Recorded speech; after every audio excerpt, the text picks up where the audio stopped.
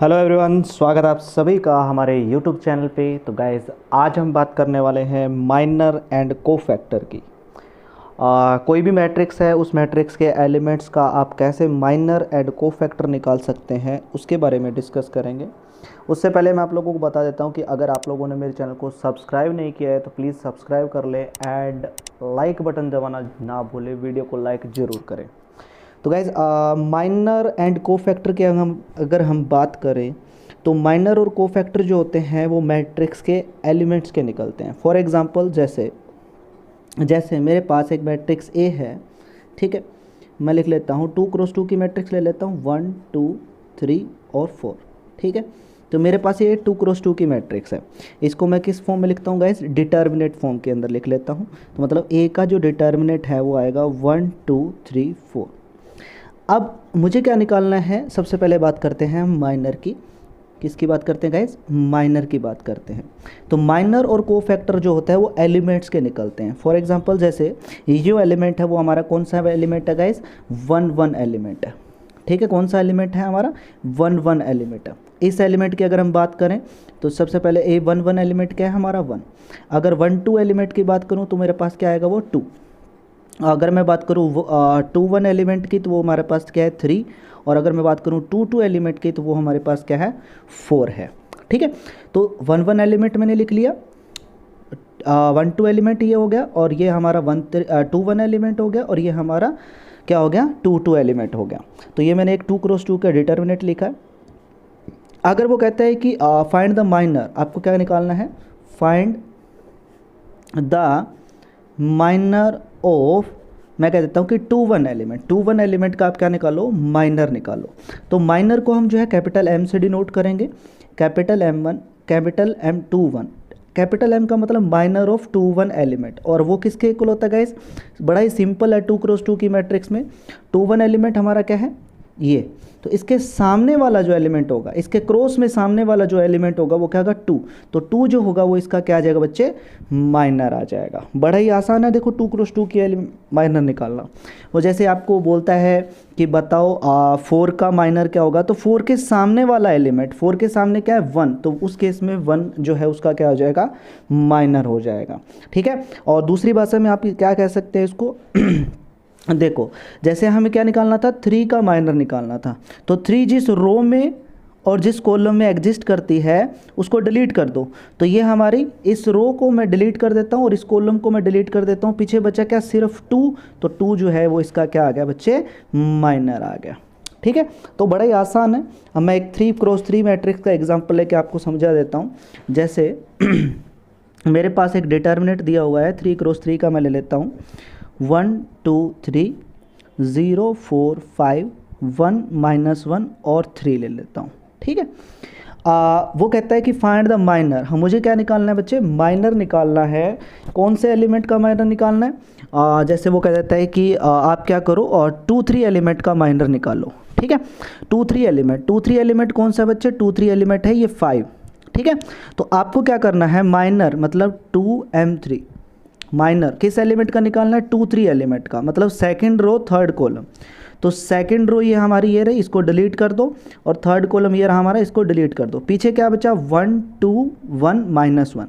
तो इसका डिटर्मिनेंट निकाल लो, 1 2 1 -1। इसका जो डिटर्मिनेंट है वो क्या आएगा?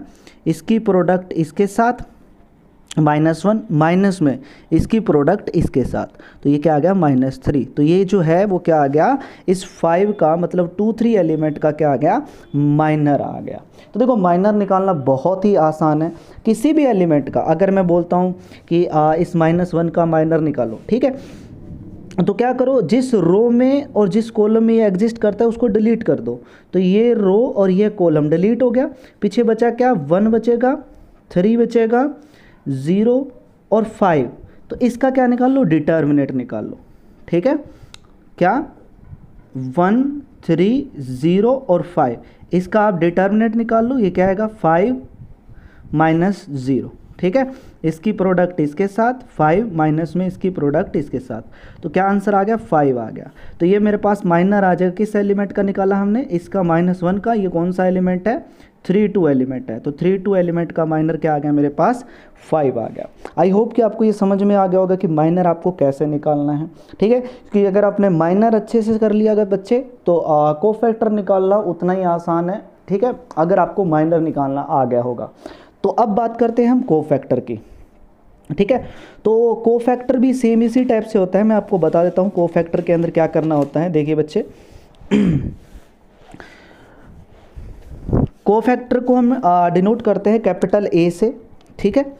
जैसे फॉर एग्जांपल, जैसे मेरे पास एक डिटर्मिनेंट है, एक स्क्वायर मैट्रिक्स 3 क्रॉस 3 का ले लेता हूँ, 1 -1 2 और 3 4 5 और 6 7 और 8, ठीक है। ये मैंने एक डिटर्मिनेंट ले लिया, ठीक है, किस ऑर्डर का 3 क्रॉस 3 का। अब जैसे उसने बोला कि फाइंड द, मुझे क्या निकालना है बच्चे, कोफैक्टर निकालना है, ठीक है, कोफैक्टर निकालना है। और वो कहता है कि find the cofactor of element, किस एलिमेंट का कोफैक्टर निकालो आप, 3 3 एलिमेंट का कोफैक्टर निकालो, ठीक है। तो क्या कोफैक्टर को हम किससे डिनोट करते हैं बच्चे, कैपिटल लेटर से डिनोट करते हैं। कोफैक्टर को किससे डिनोट करते हैं, कैपिटल लेटर से। तो कैपिटल ए से डिनोट करेंगे कोफैक्टर को, और किस एलिमेंट का निकाल रहे हैं हम, 3 3 एलिमेंट का निकाल रहे हैं। तो capital A 3 3 is equal to, ये क्या आएगा -1, ये हमेशा लगेगा, याद रखना -1 हमेशा लगेगा। -1 की जो पावर है वो क्या आएगी, 3 + 3, जो इन दोनों का सम है वो आएगी, इनटू में माइनर ऑफ 3 3, इसके मल्टीप्लाई में क्या आ जाएगा, माइनर ऑफ 3 3। मैं जनरल अगर आप बात करूं फॉर्मूला की, तो capital I J is equal to होता है -1 की पावर आई प्लस में जे इनटू में माइनर आई जे। आई और जे क्या होगा, जो एलिमेंट आपको निकालना है। जैसे आपको 2 3 का निकालना है तो आई की वैल्यू 2 और जे की वैल्यू 3, ठीक है। तो जैसे 2 3 की बात करेंगे तो आई की वैल्यू 2 है, जे की वैल्यू 3, तो -1 की पावर 2 प्लस में 3 इनटू में माइनर ऑफ 2 3, ठीक है। अब हमने किया था माइनर, अभी निकालना था कि माइनर अगर हम कैसे निकालते हैं। तो जैसे 2 3 एलिमेंट है, आप ये देखो 2 3 एलिमेंट कौन सा होगा, 2 3 एलिमेंट मतलब सेकंड रो 3rd कॉलम, ये एलिमेंट 2 3 है। तो इस रो को और इस कॉलम को आप डिलीट कर दो, पीछे क्या बचा 1 -1 6 7, इसका आप क्या निकाल लो, डिटर्मिनेंट निकाल लो। तो यहाँ लिख लो -1 की पावर ये आ जाएगा 5, मल्टीप्लाई में डिटर्मिनेंट क्या आएगा 1 -1, और ये क्या था बच्चे 6 और 7, ठीक है। इसका डिटर्मिनेंट आपको पता है -1 की पावर 5 क्या होता है, -1 ही होता है। मल्टीप्लाई में क्या आएगा, इसकी प्रोडक्ट इसके साथ, माइनस में इसकी प्रोडक्ट इसके साथ, तो माइनस का 6, तो माइनस माइनस प्लस का 6, तो ये आ गया माइनस का 13। तो ये मेरे पास क्या आ गया, 2 3 एलिमेंट का कोफैक्टर आ गया, ठीक है। तो कितना आसान है देखो माइनर और कोफैक्टर निकालना। आई होप कि आपको ये समझ में आ गया होगा अच्छे से।